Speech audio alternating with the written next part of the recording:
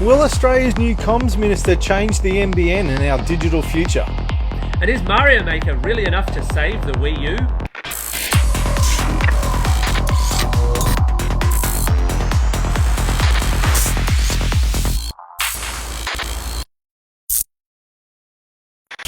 Welcome to Vertical Hold, the tech show where we channel surf through the headlines in search of the big picture. I'm Alex Kidman, and I'm joined by a man who has become Communications Minister on his bucket list, Adam Turner.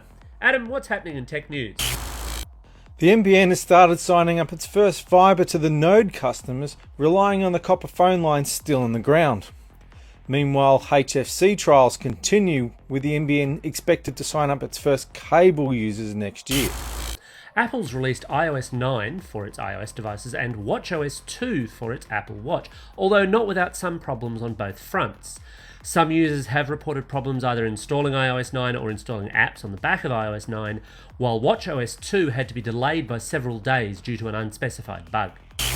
Australia's Freeview Plus on-screen TV guide and catch-up video service is making progress with the launch of the AerialBox T2200, the first personal video recorder to rely on the new Freeview EPG when scheduling recordings. As with previous Freeview efforts, it remains to be seen which hardware manufacturers get on board and embrace the new Freeview EPG for recording TV shows. Apple's claim has long been that it's malware-free, but this is no longer true for the iOS platform. Xcode Ghost, a malware app, snuck onto a number of official and quality-approved apps on the App Store recently. Apple's announced that it has started pulling apps that may have been affected. So Alex, Apple fanboys like to think that they're safe from things like malware, but that's clearly not the case, is it? No, it's not. And I mean, look, honestly, it never has been. This whole myth that Apple is inherently more secure is just a nonsense. A lot of it has actually just been the case of relative market share. iOS has to date been, officially speaking, outside jailbreaking, a bit more secure. But the Xcode Ghost exploit kind of shows, well, actually, you can sneak this stuff into genuine iOS apps.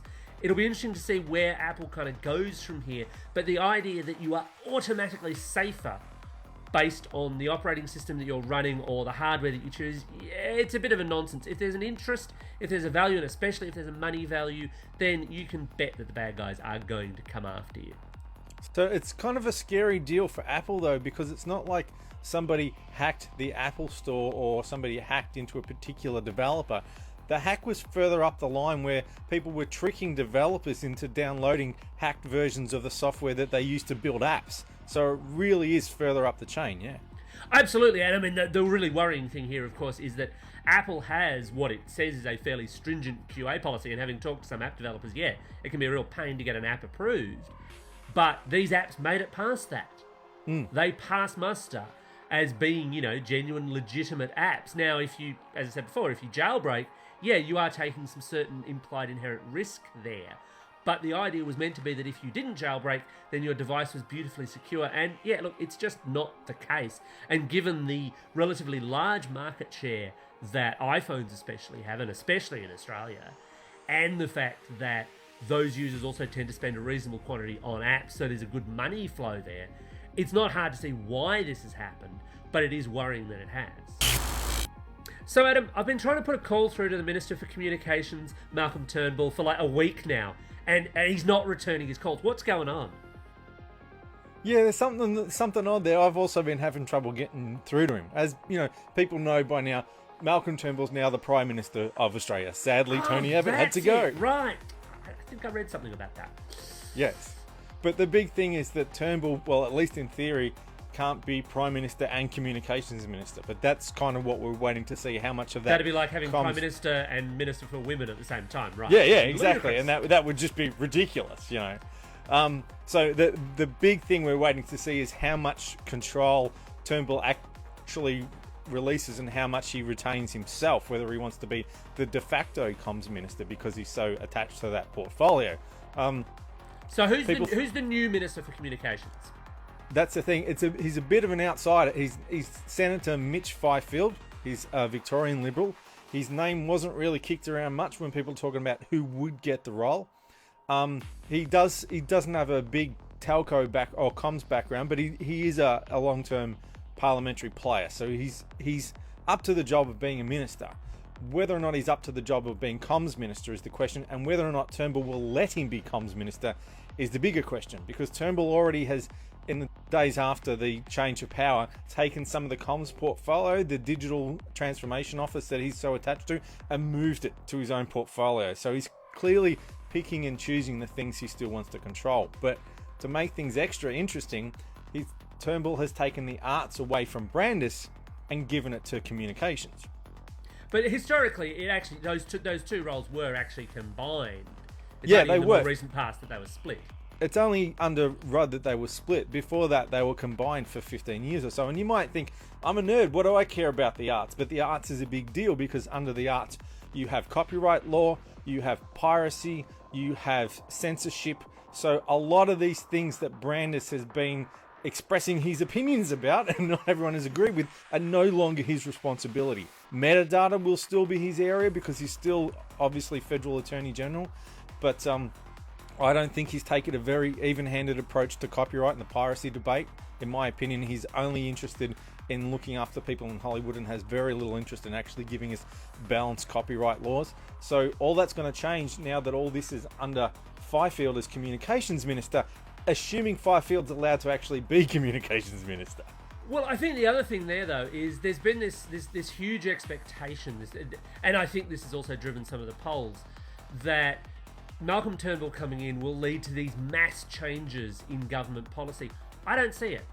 No, he's still a liberal, people. I'm sorry to break it to you. He's still a conservative, and if that's the way your politics is flavoured, then that's fine. You're open and welcome to that choice. I clearly don't entirely agree, but he's made every indication that, in fact, it's a change of leadership at the top, but it's not really a change of policy. I don't think we're going to see massive changes we're certainly not going to see massive changes in the NBN rollout. They've just announced fibre to the node availability with some, to my eyes, massively overinflated figures, and they've also indicated, rather worryingly, that despite saying, if the copper's stuffed where you are, we'll look at other technologies, they've kind of backflipped on that one and said, look, we'll find a way to make the copper work pretty much no matter what.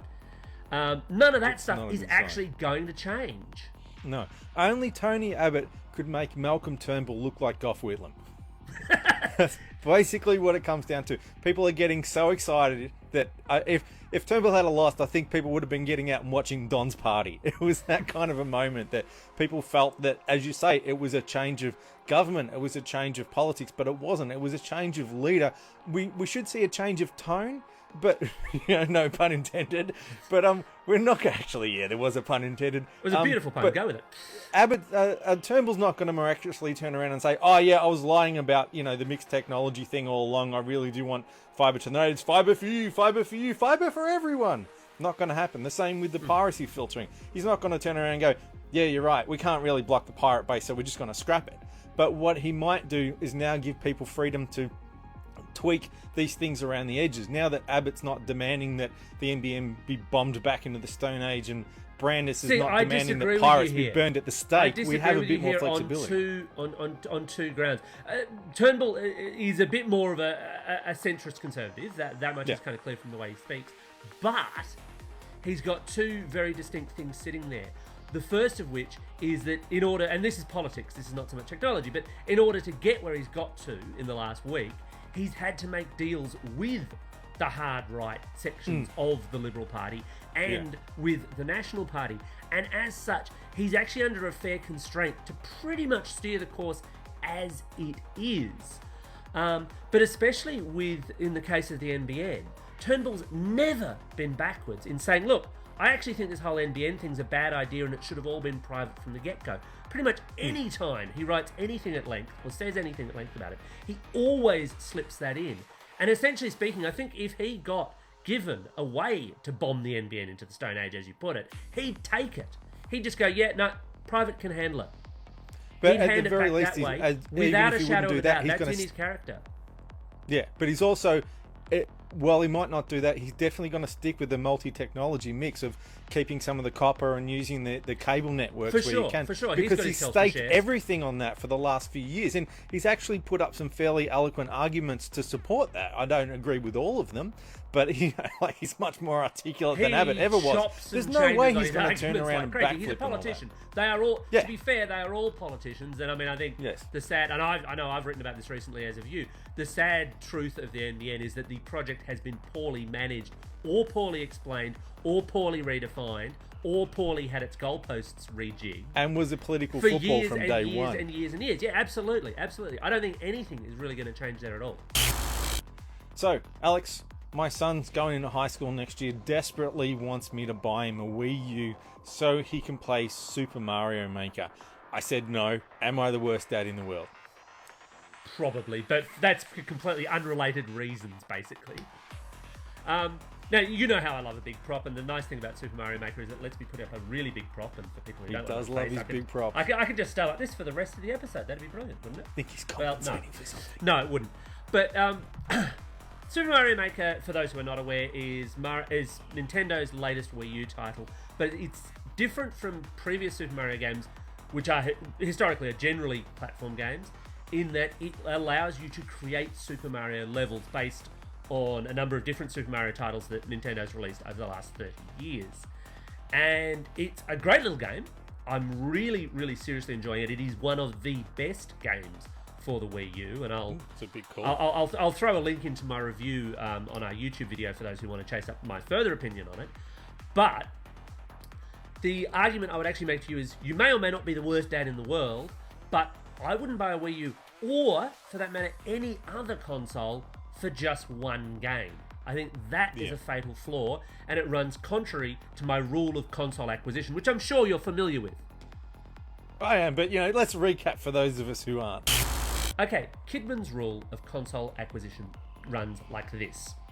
If you're going to buy a new console, no matter what it is, you need to be able to buy at least 6 games that you know that you will play to a point where you will get value out of them. There have to be 6 good titles. Now, what one person considers a good title may differ to what someone else considers a good title.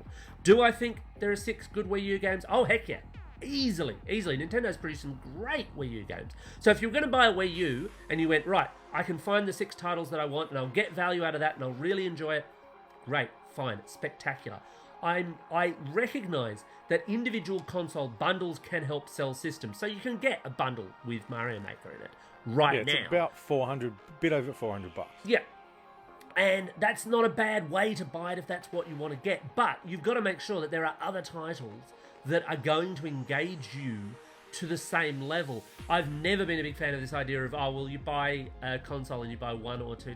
That's a huge, huge waste of money.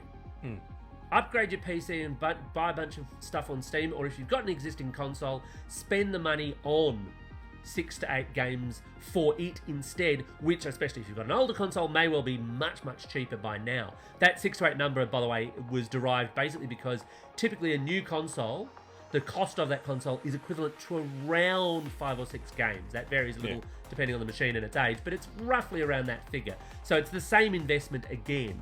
And if you can't do that, I don't think it's worth doing.